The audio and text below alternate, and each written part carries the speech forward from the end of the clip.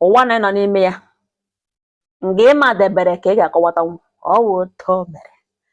ka m mara igbu oge ọ na-anụ m otu nwanne anyị nwoke akpọ m na fon si m mba nnọọ mza ya sị m na ya alụọla nwaanyị ya sị m ya mepere nwunye shop tire ya ego doire ya ego dị ya na o mega ọfụma no problem na ya na nwunye ya enwe onye na suspect each other mana kemgbe 3 weeks na agwa nwunye ya gbanwere na ọ dịcha ka nwunye nwee enyi nwoke na ọ rụcha ya nnọọ ka nwunye nwee enyi nwoke something dị wrong na enwererere ihe gaga on na ndụ nwunye na ya ajụọla ese onye marịga ya anya na nwunye achọghị ịpụta plan na otu o shiri ha ugbu a na ya chọrọ iwepụta okwu family ha na nwunye ya nọgidere fon ya na-ebu lọk ebido ebuwe lọk mgbe ụfọdụ fon ya ring ya o bido emewe anya vam vam vam vam vam mgbe ụfọdụ eme ka ya ahụgaghị ya the next thing okpu etinye fon a na silent the next one oripọ si ya na-abịa ya pụọ n'ihu street ga na-aga zakọlụ nwaanyị nọ na di na nwunye nọrọ okpowuru ya nwere ike na-ekwu okwu ugbochi na nwaanyị agaghị ihe ya kwuga before ya mara ọsị ya sị gị na biko ewela iwe na nwunye a na-eriziri ya notisiri na olu zuola appetite na nwunye ya na-adị absent minded mgbe niile ọ banye n'ime ụlọ mgbe ya na-agbakụrụkwu ya na-agagharị ya ebitoke aka gị guzoro na-ele ihe ya na ya lụgawo chefula ihe ọ bịara na room abịa na nwunye ya enwene somebody na ya dị very very sure and ote nwunye echi onweghị hụ time otu o si na-apụ mana mmụọ mana mmadụ na ọ dị ya ka onye ahụ ya na-emega ihe ọ laikiri ya mmụọ kara ya nwa o kwekwelekwucha m sị nna m ya sị ihe na ugbo ego chọrọ ihe Megan ya sị m na ọhịa ya na-ahụ nwaanyị mba nọ m si ya demo ya sị ihe niile ikwuge ngala ugbu ene otu isi ekwuge ihe n'ugbu a wụrụ otu o shedere aga m asị na try and make yourself your wife's friend. Yes, nwaanyị mba nọ friend kwa na nwunye ya alụrụ. Yes, it's one thing to be somebody's wife or husband, but it requires more to be the person's friend.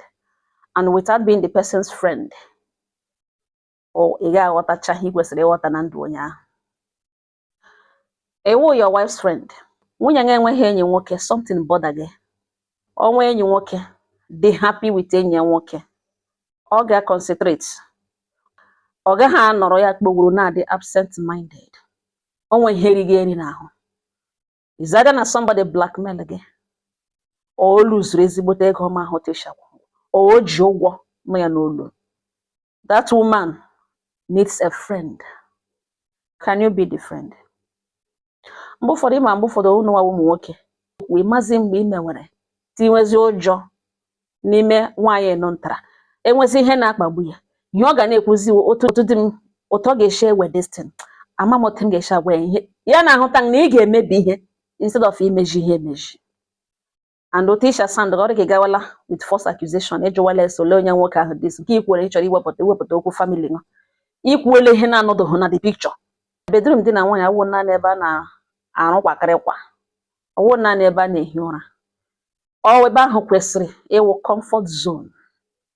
ebe a na-handle some issues discuss ya di na nwaanyị n'etiti di na nwunye. Ị ga-esit nwunye gị down mee ka ọ ghọta that whatever it is na-enye nsogbu that you will be on her side. Ị ga-agwa nwunye gị that na ihe ọ sọrọ ya wụrụ na enweghị ihe ọ ga-awụrụ ntị ga-anụ ya agbanwa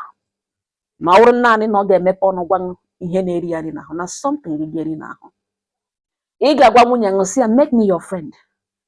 Ihe m wụ your husband, I'm not your friend. If you make me your friend, I will treat you like a friend. Ihe a ri gị nri n'ahụ enweghị ihe zoro ezo n'okpuru anyanwụ. If you don't tell me o mechaa lakara on its own mmata ọ ga-enye m nsogbu. Put me in the picture, let me know. Something is bothering you. Gwa m ihe ọ. Ya sị m nwaanyị mba nọ na ihe mkwugekwe na nkwurụta okwu a shi bịa change to ụfọdụ ihe ya na-eche n'obi ya. Nsọ makwara nwa ya si yes ya na ya ji ụmụ atọ. M si ya ị ga-azụ gift sit ya down reassure ha na ị hụrụ ya n'anya n'ime ọnọdụ niile, n'ime ọnọdụ enweghị ihe ị ga-ahụ na o mere taa ka ị gbadere ya azụ. Mee ka ọ ghọta na iwe enyi ya na ị chọrọ iji mgbe ị na-ekwu ya ikwute enweghị ekwurute gị werezi aka ya nara ya aka ya jide n'aka ka ya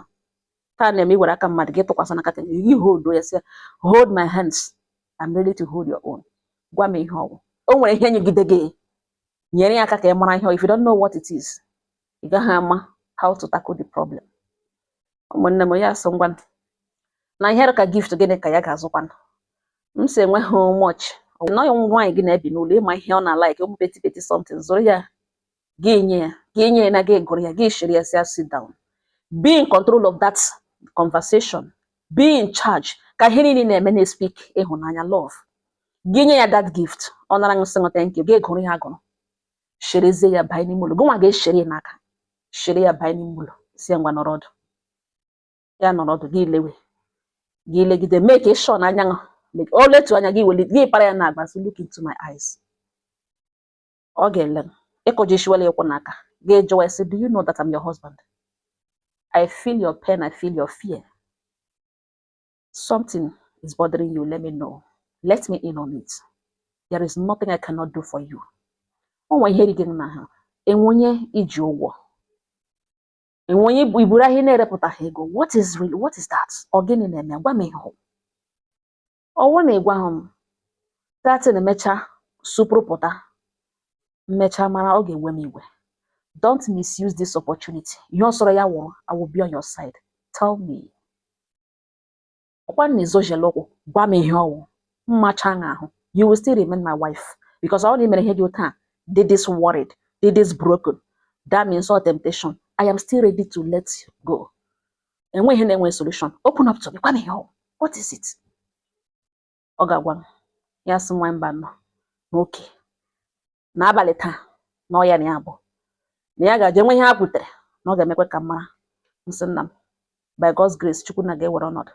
Ụmụnna m ekwe kwucha aka ha aga ogbe onye ka nwanna nwoke kpụrụ m n'ọkọta ọ nọ ma ihe okoga na ya gara aga zọrọ nwunye watch ụmụ watch nọ arapụ ya enye nwunye bido gbagharịwa ha ya cheta wee tie shiri gba ya enyi mgbe wee kwufere ihe niile m gwara ya ya ka o fere jicha ya gụgburichagbuo ya nnọọ toriwe gbawa sị ọgwa ya ihe ọgwa ya ihe nọ ya ka nwunye kpebere akwa ige na akwa. Gịnị mege nwaanyị akwa? Ya emeghe fon ya bido jiwe di ya ex ya nwere nude ya pictures ya nude ya na fon ya na-agwazie na-threaten ya that enweghị ihe nwere to lose. Na in fact na ya na-ala bekee ugbu a na ya ga-esendere ya akaụntụ otu ego ole rote or else release these pictures. Na o release pictures ahụ na ya mana ihe awụ ihe ya mere mgbe ya na-amatabeghị ya mana ụjọ ya wụ na ele otu ya di ya ga-blame ya na ya dị careless enough ime nwoke ejide nude ya na di ya nwere ike ịdị worried na mmadụ ole jizikwe nude ya na ọ bụrụ na ihe nke apụta n'ịntanetị na ya ga nwa na ya ga-aṅụ sniper nwụọ na so far so good na ya akwerela the idiot 500,000 ọ ka na-abịakwa na ọnụkwana hụ na Nigeria ya ewere picture nụtara ji DS na ihe ewe ihe ọ na-agwa ya ihe ewe ihe past ihe o mere na ya lele picture hụ this video na ọ bịa evuga ha ka onye dị aware na video gị ya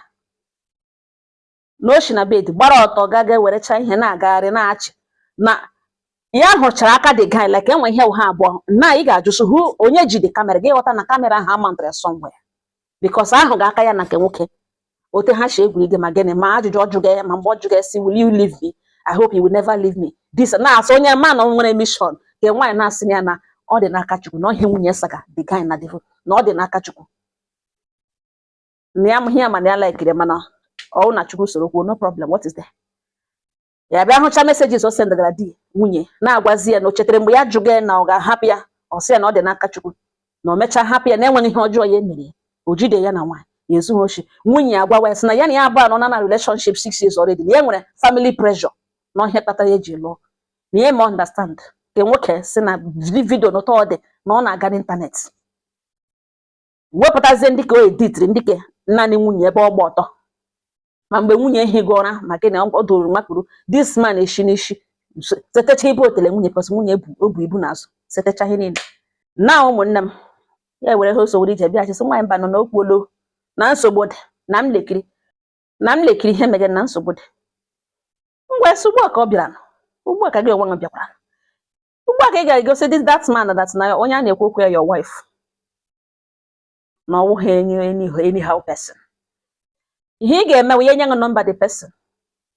ka ị gwa that na ịdịla involved na ịdị aware na ha ugbu a na o diligezi weti nwoke ibe ya na ebe ọ chọrọ ya nọrọ that na ọ ga-face law that you will make sure of that na ị ga-eme ka entry na police station and ị ga-eme ka sure na ndị nwe dị aware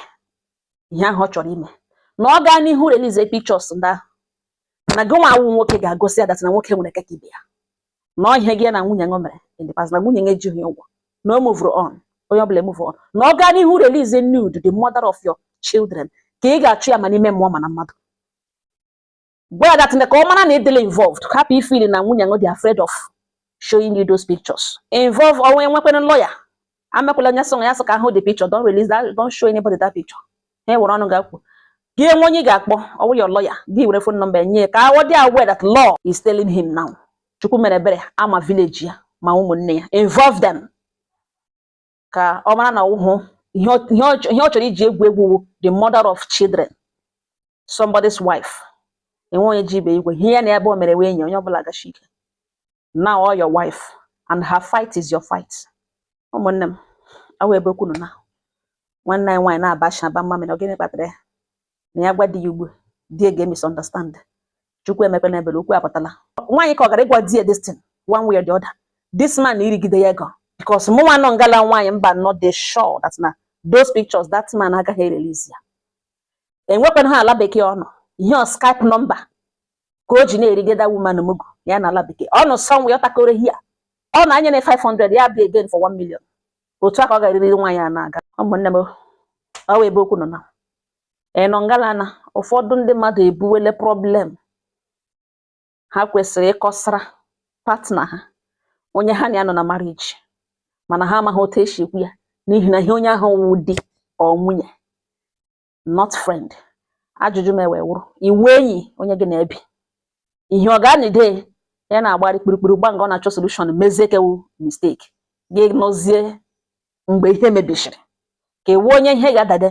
ya bịa kọwaa aka ụra ṅụ imule nọ n'ala ehuru ọkụ onye gị na-ebi ọ ga-ewepụ n'ọpụ ịgwanụ ihe na-akpagbu ya ọ bụrụ na ihe dị otu ahụ adịghị work on that marriage work on that relationship enwere chapter you need to fix ya ka ọ dị plan ọ ngọ ha m n'ọnụ udo dịrị ọnụ